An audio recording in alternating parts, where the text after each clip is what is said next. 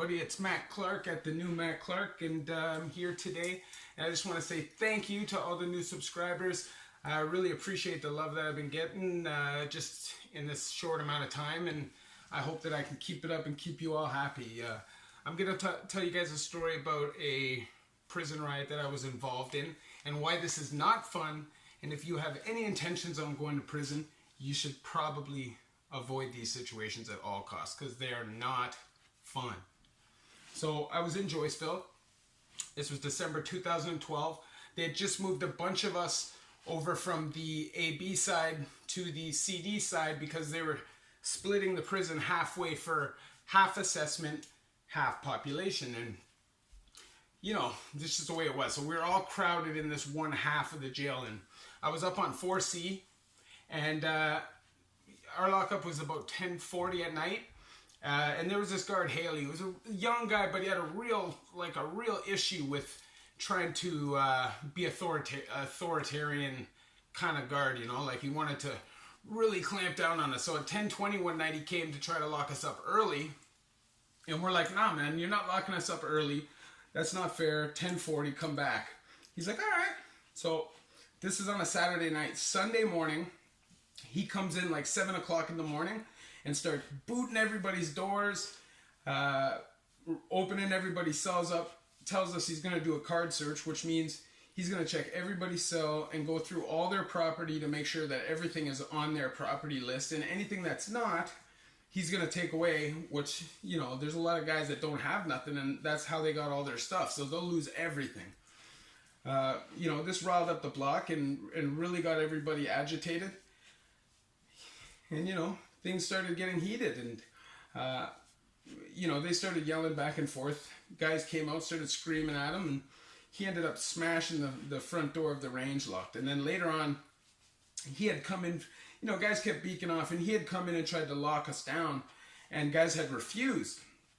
He immediately pulled out the black can of mace and went to spray it in the hatch, and guys grabbed the counter. There's a metal counter in the kitchen in Joyceville, and on our range particularly, you could just take it off. It wasn't bolted down properly. So the guy takes that and blocks the hatch with it. You know, and this really set this, you know, particular young officer off. And, you know, one thing led to another. This is the thing. I did not want to be involved. I was so tired. I had been up all night partying. This is when I was still partying. And I was really not looking forward to this because I knew shit was going to get ugly. Pardon my language. And, you know, I was right. But it seemed like it was going to calm down for a bit. There was some conversation. You know, the inmate committee was brought up. And it seemed like everything was cool. I'd gone and laid down because I was so tired. And, like, you know, at half an hour after I had laid down, all of a sudden I hear 4C, it's about to go down. I'm like, oh, no, okay, it is what it is. And the first thing they say is, every man in the washroom, institutional clothing, institutional shoes. Everybody goes into the washroom. They put sheets over the windows and the door, and everybody put on these disguises, I guess you would say.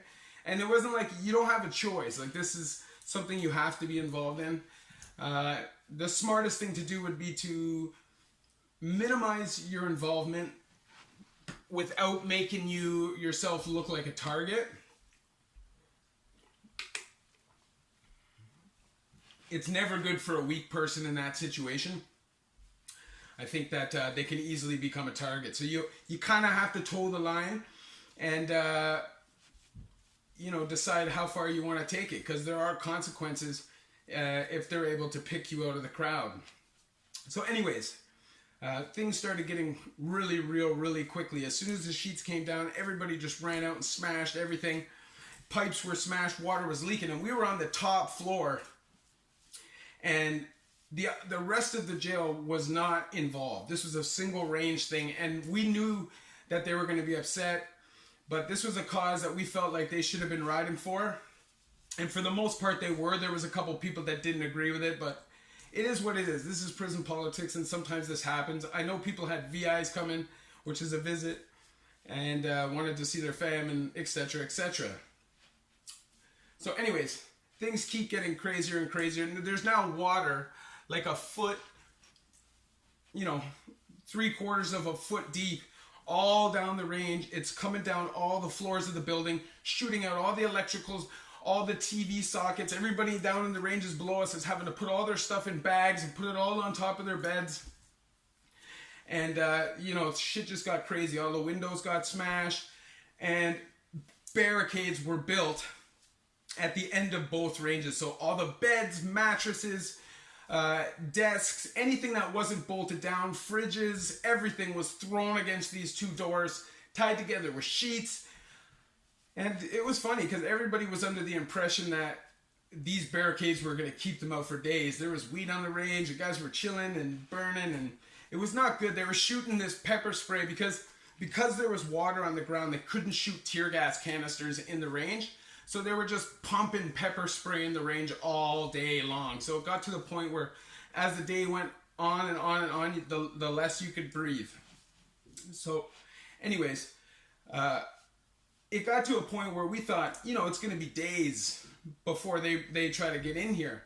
And man, we were wrong. It was like literally that night, like 6 o'clock at night, we started hearing the saw or whatever it was that just basically just tore right through this pile, and they just separated it, and all these goons in the they get all the, it's like a squirrel squad or ice it team, but it's the pen squad, and they come through. They're all giants, and they have all this shield with the mask so you can't see their face, and they all have those voicings so they sound the same, and they come in full body armor and clubs. And the thing is, people had threatened them, had said they were going to stab the guards and through the barricade. So you can't make threats like that. As soon as you make threats like that, the whole situation is different. Then they can literally come in and take force. And that's what they did. They came in, they broke that barricade in. They started firing rounds down the range.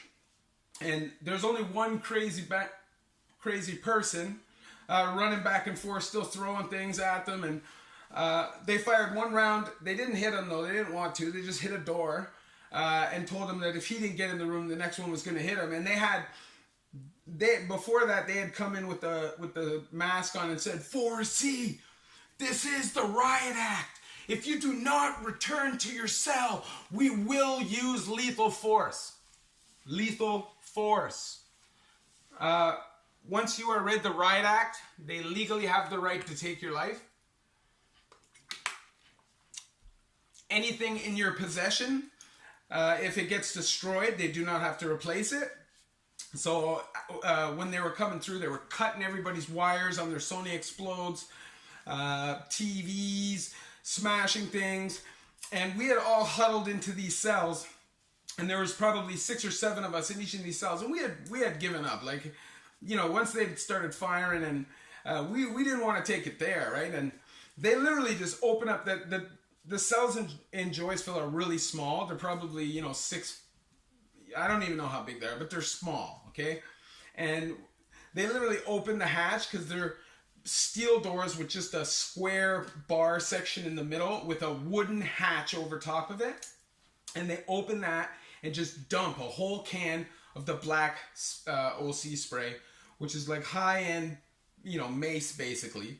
And that stuff literally takes all the oxygen out of the air. You can't breathe. You're hearing everybody scream, gasping for their air, but you know, you do survive. You just have to get low, gulp, try to cover your face, get to a window if you can, but without making yourself so big that they feel like they got to take you out, because this is the you know, the pen squad, and they're coming for you, man. They're not playing around. Once they decide to come for you, it's lights out. You know, they'll literally take your life. So if you are going to prison, keep this in mind. If you get involved in these situations, if you think this stuff is fun, you're sadly mistaken. People die. Sometimes there's a reason for stuff like that. If you're doing some serious time, sometimes you have to stand up for yourself. Sometimes there are reasons to stand for things, but these are things that need to be weighed out. And did I feel like that time was a time that was really worth it?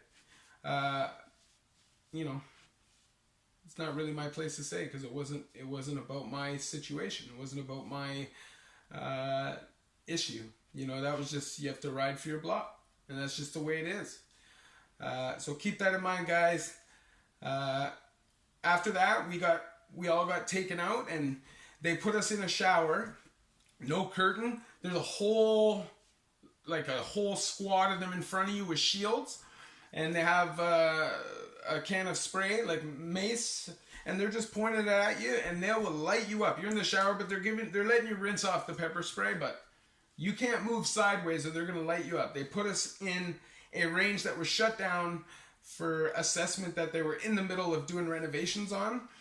We stayed in there for a week, no showers, just a pair of tidy whities and a green like jumper. No hygiene products, basic food, that's it. Most of us only ended up getting a minor charge. Some people ended up going to max, people that were able to be identified on camera as doing specific things. So I'm telling you, it was a scary moment. You know, it's hard to breathe, and there are times where you don't know if you're going to survive. And you have to ride. This is your life, this is where you live, and it could be life or death. So, you know, anybody who's going to prison, you should really think about these things before you go. Make sure that you've crossed all your T's and dotted all your I's. And I hope for everybody that is about to go through that situation that you pull out and get through it safely, and really make the changes that you need to really enhance your life. My life has gotten amazing.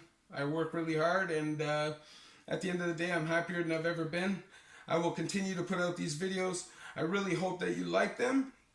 Subscribe if you haven't. Love y'all. Thank you.